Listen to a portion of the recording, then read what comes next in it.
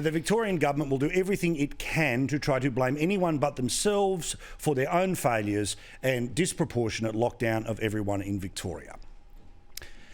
They have today decided to shift the blame from the federal government, not offering any financial support, despite the fact that they've spent 3 times more than on any other state. Today, it was South Australia's turn to be blamed for the sins of Victoria.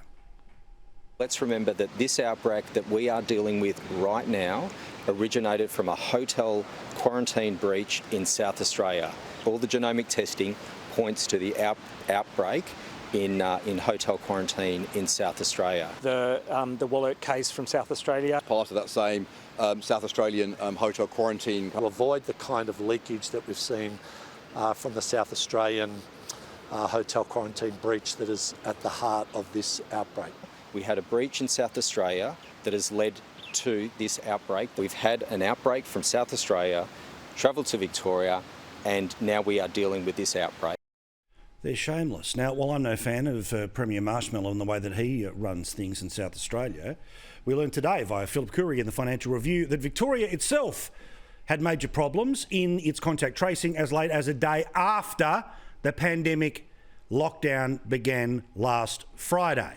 The reporting that Philip has in the newspapers today is that Victoria only implemented its universal QR code system after the state went into its 4th lockdown. That's not the responsibility of Canberra, Adelaide, Sydney or anywhere else. That's decisions made in Melbourne.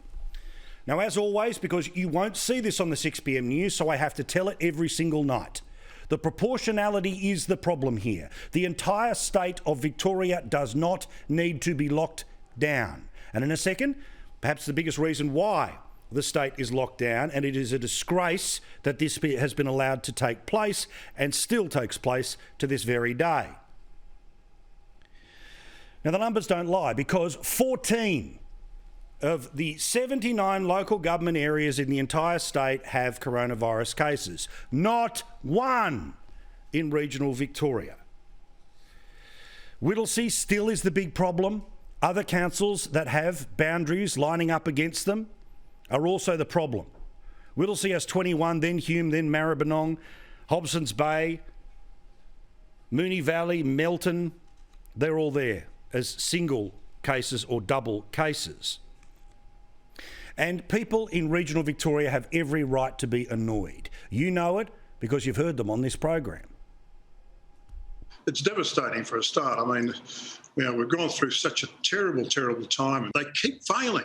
And that really, really peeves us off. We're all confused. There's no consistencies. The inconsistencies between states, between city and country, nobody knows what's going on. Everyone's all happy and bang, we're buggered again. I just don't understand it. You draw a line around that little piece and back around your city, but just leave us alone. You know? So may I repeat, duck egg, 0, none of these cases are in regional Victoria right now. But we learned today as to why the Victorian government didn't lock off just the city of Whittlesea and didn't even just lock off Melbourne compared to the rest of the state. Because the police union, the police officers, didn't want the Ring of Steel back. Put simply, they thought it was a waste of their own oh so precious time to be looking at whether people can come and go from a certain area. So you in regional Victoria have to stay in your home for 22 hours a day because the police union doesn't want its members to waste its time standing around and keeping COVID cases in the areas of Melbourne that are most affected. Most likely, Whittlesea. It was very, very resource intensive for police to manage. That's the first thing. The second thing was it was hardly a ring of steel. I mean, for every number of cars that police checked, they had to wave through others. And whilst they stood in static positions on roadways, on many other locations, they could see only a short distance away dog legs and other roads where other cars could go effectively unchecked, unimpeded. It's not a ring of steel in that regard, and that's why we say it's not necessarily efficient or effective. Seriously? The reason regional Victoria has to stay inside for a week, and most likely two, because the Victorian government is desperate to find trickles and trickles of cases to justify a longer lockdown, so in part they can blame the federal government for not helping, is that because the police don't want to spend the hours and the manpower taking care of quarantine issues. Now remember, we have seen this before. The entire reason the second wave happened in Australia, the entire reason 800 people died in Victoria was because police were not used in hotel quarantine. Remember there was that little inquiry that didn't tell us much? Well, it did tell us every now and then that the preferred position of the Victoria Police was that police officers were not to be used guarding hotels full of people when it came to COVID-19.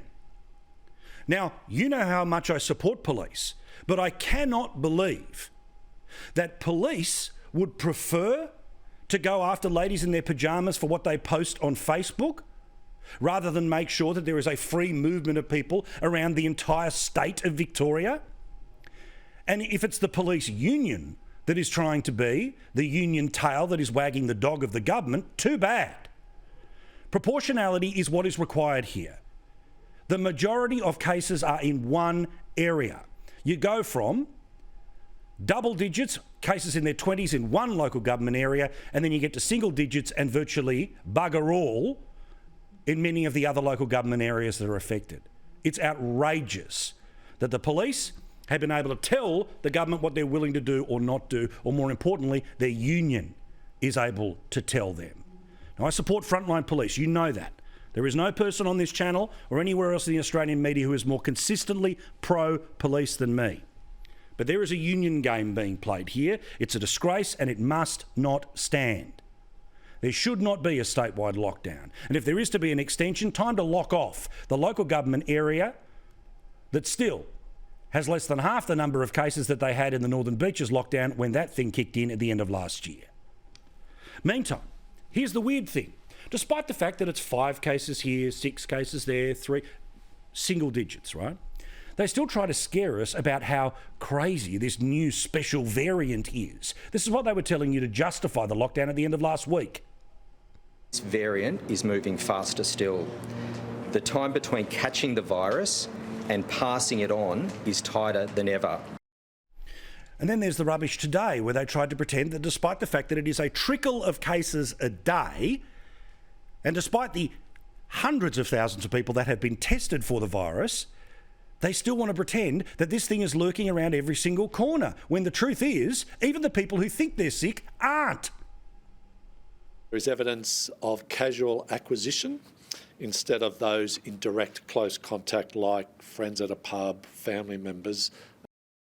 So, okay, if this thing will get you within 24 hours, and we're starting to see evidence that the smallest possible interaction could result with you getting the virus, you would think that there has been a huge spike in cases. But again, you don't see this on the 6 p.m. news. Here are the facts. Since the lockdown started on Friday morning, 235,000 people have got a test. Just 28 people have ended up being positive. So remember, to get a test, you have to think, well, I might have been in the wrong place. I might be feeling a little bit off. This thing supposedly shows its head within 24 hours from the briefest of contact, yet the entire time, as we now hit the middle of the week, is 28 people from 235,000 tests, otherwise known as a positive rate of 0.01. 0.01% of everyone who has been tested since Friday during the lockdown has COVID. And what about this for a clanger today? We worked out today that Daniel Andrews has the ultimate power, of course, in Victoria, but is supposedly incapacitated and therefore is unable to answer any questions about any decisions that are being made by the Victorian government. But we learned today from the Deputy Premier that the Premier, who you can't see, who can't tweet, who you can't talk to, who won't do an interview, is still fully in charge. We were told that Daniel Andrews would be back at work in June. It's June today. Given that you've just confirmed that the acting Premier is briefing him daily, when is he going to be back on deck? Expected to be back in June. Do we have a date yet? It is June. Yes, today's the first day of June. and I'm pretty sure it goes for a few more weeks yet. I'm pretty confident there are no decisions of suitable import from the budget, from the direction of strategic actions of the government that are taken without the Premier being thoroughly aware.